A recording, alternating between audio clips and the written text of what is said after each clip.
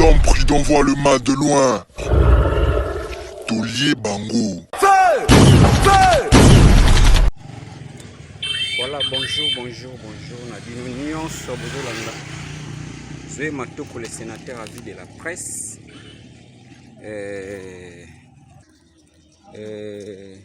C'est-à-dire, Mbote Nabiso Nyonso. Voilà, on dit à tout le bel. Voilà, tout ça direct toujours. Tout ça en direct. Tout ça na commune ya Ngalima, précisément na quartier Sangamamba.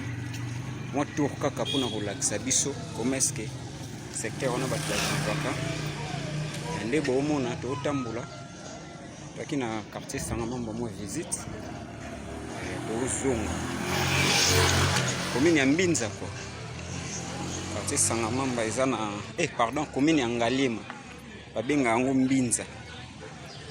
Donc côté au bon mona kaka j'ai zaka ba wewa kaka. C'est-à-dire, les anons kaba wewa ndebi no bo mona ekendezo. C'est-à-dire awa nde bo mono aveni oyoyo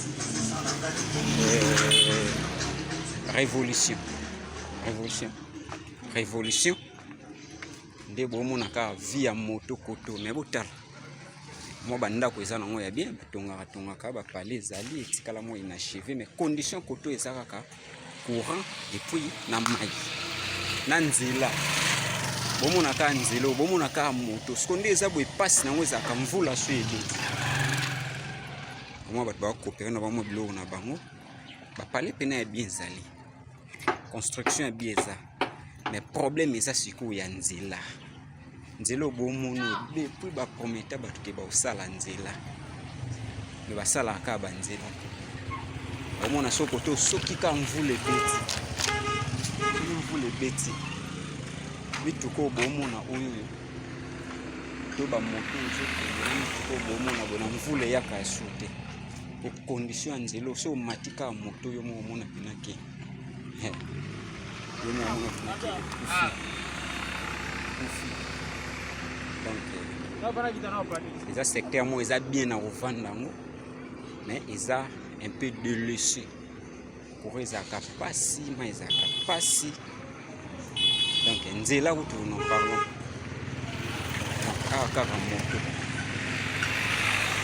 ande bomo na kabo donc moi utozwa moto tamule zati ko bango kwe ata bapala bien to na Sangamamba donc lelo pena toza na Sangamamba na commune ya Ngalima Mbinza kwa donc botaka nzela ok bakonzi bafungoli nzela koyo banzela eza ebele kutu ya bien ça ke bakonzi bafungoli nzela ebandi kubanda ipene ekiti tima lweka donc banzela moko pe ya sauvetage pe zaza nango oza ke koto epesi mobubu bandi nzela donc koto eza bien total on pena boye kotala ka nde bomona problème nango eza ka bota mutuka nde zo kekisila na koleka donc tota nzela mais ça côté moi vraiment bien on vanda kimia mais condition côté ka nzela ezate donc to laksa boza ke po ba konzi basala botika peuple ya Mbinza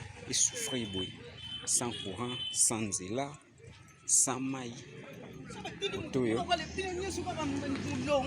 ba viva minka na ba forage ningi ka forage ya régie des eaux bosana régie des eaux la bosana awa mingi za la kaka forage alors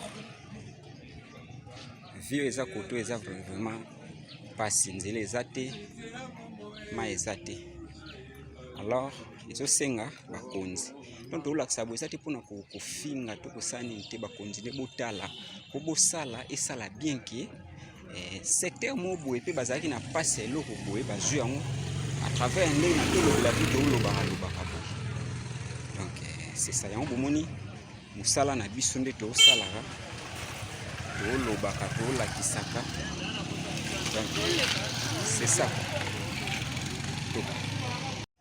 donc c'est ça ndega bomona to na Sangamamba donc photo eza nango bien mais nzela ndeka nde bomona boye nzela eza impraticable. Donc courant mpe ezalaka mwa pasi, courant ezalaka pasi. Donc ti bomoni yango boye nde bomonaka esenga na bakonzi na biso ya mboka bosala. Voilà, neti boye place oyo boye bomoni courant ezali mwa courant mo ya bongo bongo mais côté touti eza te. Le système neti tolobaka neti ba délestage. Donc système à délestage ya courant koto mais population pende ezali bandako pende eza. Donc omonaka bandako bato koto. Donc nde bato baovanda c'est vraiment na bacondition moko ya mwa bien internet boye ngungi aza ya osakana te. Ngungi aza awa ya osakana te. C'est ça quoi. Tosenga nde na bakonzi bosala s'il vous plaît bobongisa bamile oyo eza mbinza ya mbinza bomonaka façon ezali sangama meto wana mbinza. Donc commune ya Ngalema quoi. Donc commune, première commune présidentielle et botika la beauté ça ba commune moko historique. Donc première commune présidentielle où président toyebi ke plutôt commune présidentielle président Mobutu avandao commune ya Ngalema précisément na Kanchach et biso nyonso. Donc ok boiti pen bomona toke ti pen ok ti pen. Donc c'est-à-dire oyo nyonso nzela oyo si basali yango ekota mbongo makasi na gouvernement mais bakonzi nayebi te qu'est-ce qui ne va pas boli osala banzela te osala banzela te bato baovivre ka boye. Donc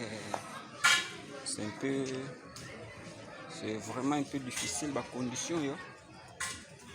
Déjà boye manque nzela créer insécurité na secteur, créer insécurité po bimi boye so zoni ermo tardif.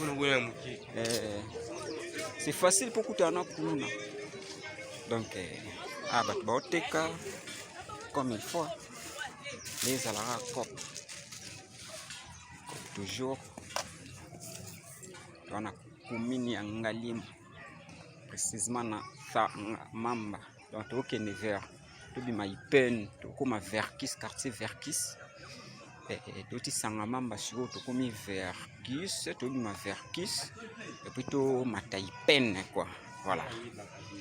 Bon s'abonner mingi mingi bon partager, c'est votre humble serviteur Zoé Matoko le sénateur à vie de la presse. Ndenge yemo loba papige na lobaka premier ministre. Voilà. Zoé Matoko na ba réalité ya Kinshasa. Nous en a commis en Ngalema toujours. Nde tozo laksa bino. Donc na tolo de la vie tozande penza boy. Bando zora ba réalité o e bando zanga ate. To kota tina ba secteur misusu o bino moko. Bo comprendre te to kota mo. Bana mbinza opena yebi ke no ba diaspora nyonso bo ali banda bayebi kazamwa na mbinza yango Verkis sanga Mamba Ipen Delfo. Donc tout ça la kaka oui na ebite aven moi kota boite tokena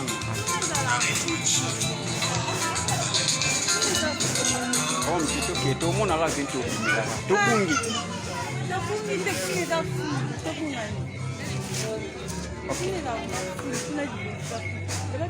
to bungi kasi entre zawana to kota na. Donc c'est ça quoi.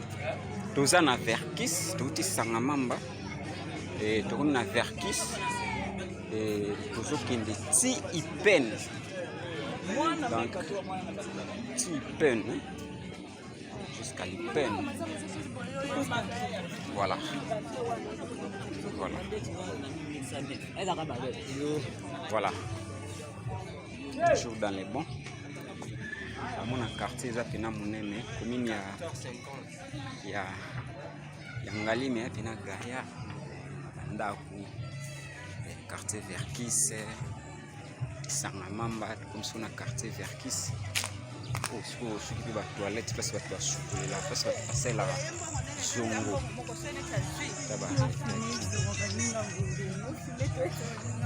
La réalité, donc, on a pour ça, Congo, ils ont la moins. Le quartier a un peu modernisé. Moi, je place Vanda, Ndarumo, le Bakan. Donc, au Makala, au Varia Makala. Aux églises, nous avons besoin de Makele. Donc, là, tu dois retourner au Corézan. Mais moi, courant, moi, je suis à Mami. Courant, Mami, beaucoup. Moi, je suis à Pampa. On est à Cop. Donc, je suis à la route principale. La route principale, en OP. Ils ont un kaka. Ndenge ezala nango esangani zanga makadam quoi.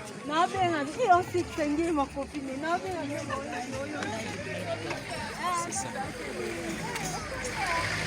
Continue toujours. Continue.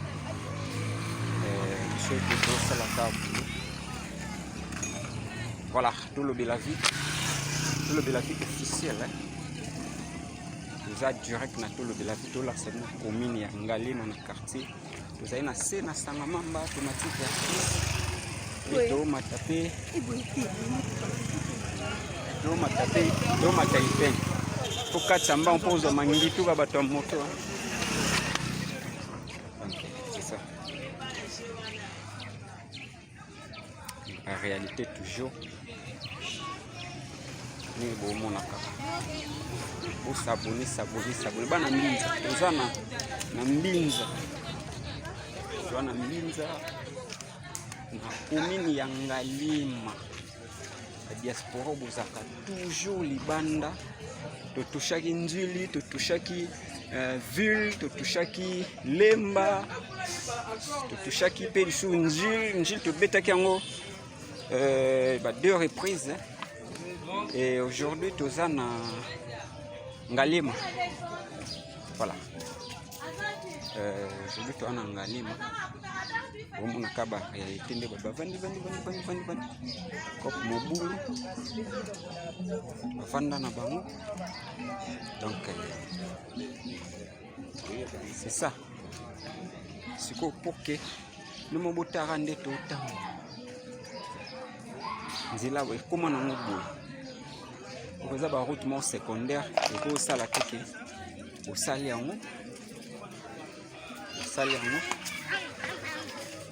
sali yango bitu kezo leka ezo Teresa ezo sala pe normal bitu ke leka nango boye en tout cas kitoko te.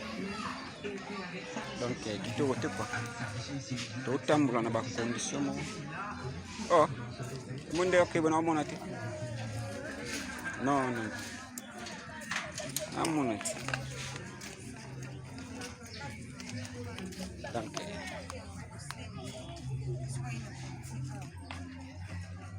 abatu baozunga bauta bakop baokita donc place où même moto elekate ezaka système kisongo ya boye na nzela oyo tiki mutuka no likolo to moto yo betika makolo corta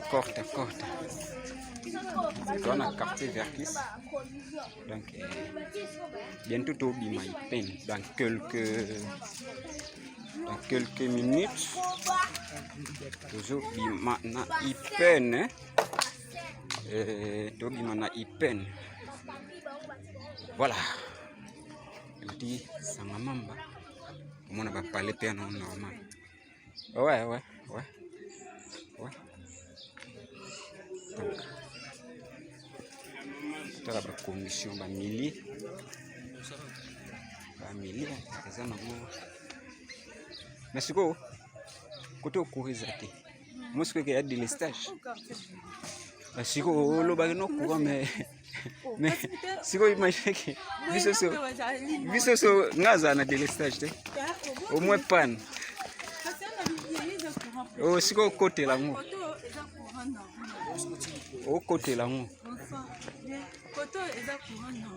okotela ngo siko kasi eza bongo siko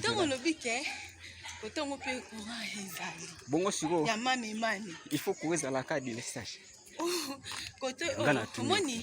koto na vers qu'est-ce que na bazali monte siko po ani ka bongo na Congo koto na ngai pozo kotela ngo na kotela ngo tenga lobi ndenge na moni sopi na lobi ndenge na moni o ba fité jogo na biso mona beta ballon ndemo mosana na sombela ba joueur na sombela nga bango o ba jogo na biso ba fité jogo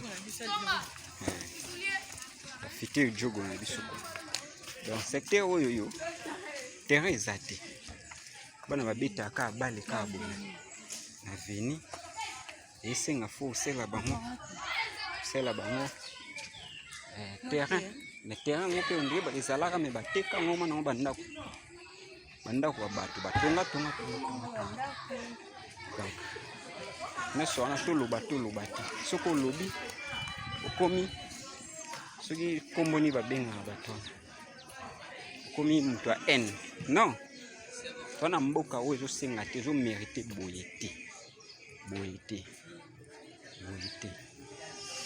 tara trajet totango depuis toando otambola me baplace mpe ya bien eza kala te toobima siko makadam place moko eza nango mwa kitoko toza na mwa ndambo toza na mwa distance après 10 minutes ok non 10 minutes ça dépend de mon temps donc c'est ça quoi tosenga vraiment na bandeko tout bakonzi bosela biso basecteur oyo bozwa bino ebele nde bozwaka mais peuple azaka na posa ya environnement ezala bien social tout soki opesi na oye ata ozoyiba na yo malgré tolandela kaka po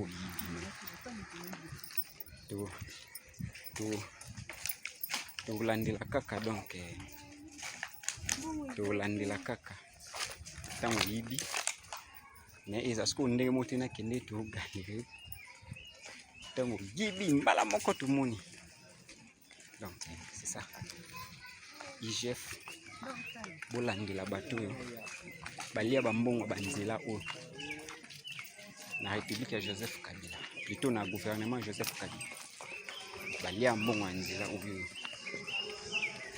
zelo musale banda mekata na pesa bato kata na tongo betika bato pena na kibi bado bana bayibi no nzela ekota makada ntena mais surtout kaka boy ba mangituka mbongo ezwa mangituka kenda ko chose grave to lobelango pe mikolo koya partout to tambola to mona d'église richesse ya Congo ekomi beaucoup plus d'église ndenge ba bar etondi ndenge pe d'église etondi mabe makasi donc to lobelango prochainement to ça kaka réalité moko sur ba église o etondi na ville province de Kinshasa pour partout autant ba makelelo boyoka d'église si autant soto banda so makelela ba bar donc mawa plein to lobelango en tout cas ba konzi bo mekente kotala ba makambo comme ko pe d'église belé mais la plupart bandino ba chômeur na ba chômeur ba kuna na kati ba tupe mabeli susu ka ba kuna na kati mais soit disant d'église ba passe tango pe donc ba ko sangana ka neti avenue nyonso ndenge za boye busangani senga bo bimsika église mo munene mais rien oyo linga On va parler bêta na roto. Et ce qui boli ko sangana te o tango alongwe tango zo travailler na oyo usurara bwe pa alongwa sali susu moi ni moi muke après papa église yepe kuna tango kolongwa asali lisusu. Donc c'est un peu bizarre quoi. To lobelango prochainement. To lobana ba réalité bon moi sko bwe batu ba ozonga ba uti ba cop bana nchike ba uti na ba nchike va nchik to zonga. Donc bon moi so batu ba ozonga so uta ba uti ville so transport passi andina ka ukita makulu kubomuna haba tu ba ukita. Donc c'est-à-dire il faut gouvernement yende papa yendo simbi makambo tu soki bobeti kara botiki boye propreté otokomi siko na ipen tobandi siko koma na ipen tokomi ipen nde boomona kaka bandi siko ipen ape mwa kope eza nango ya bilokos kope nde bomoni wana. Donc tokomi na pen côté université pédagogique nationale ezalaka tobengaka UPN. Donc comprendre que tout ça ba réalité c'est nga faut tambula lo ba tony mbaniste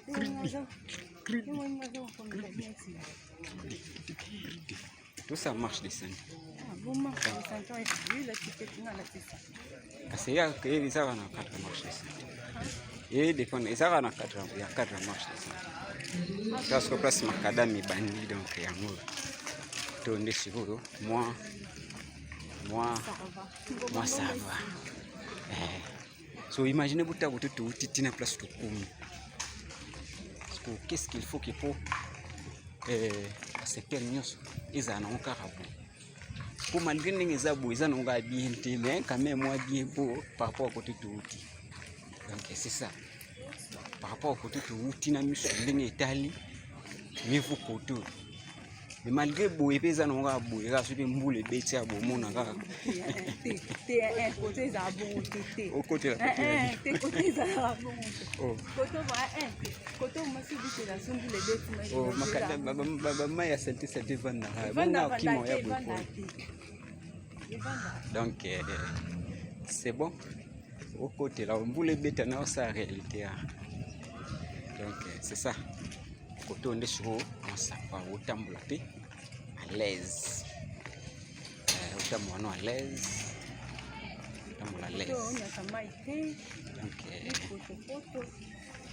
donc côté to uti bino mo bomoni nde ezaleli soki quand même ata ni fiske nzela ya boye kititi na baseku na omoni ke pesa développement makasi na ba côté to uti na ba millions na ba fanga mamba nde bomoni bongo parce que une grande population est à côté wana makasi ba tupena bazali.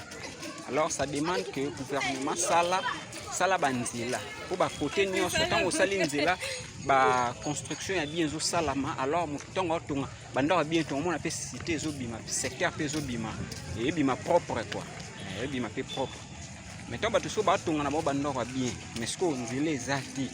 Alors érosion pe ya lisu brr bomi su poto kati banzela msusu to kotaki banzela pena ya normal bongo bomona pena ki bandi bo kuta na mama na érosion vanda non.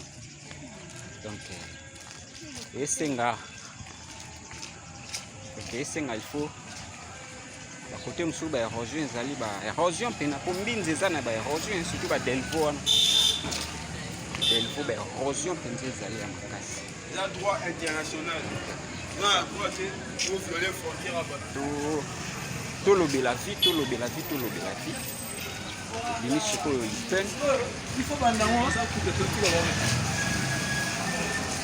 Il faut comme vous voyez, toujours marché toujours.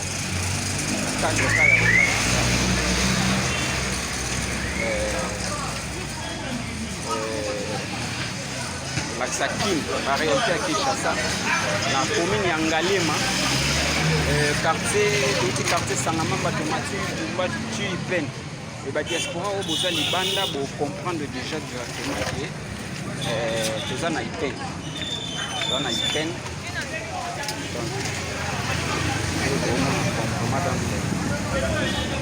C'est ça.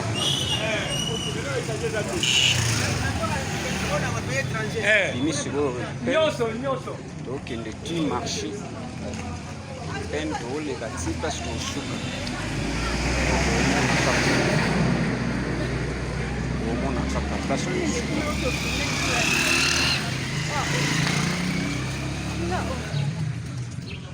Yo na ite so vanda watu odinginza mabulo zaate ulala nasema dele ulala nasema dele po mona te baba ravin wezala na mbizi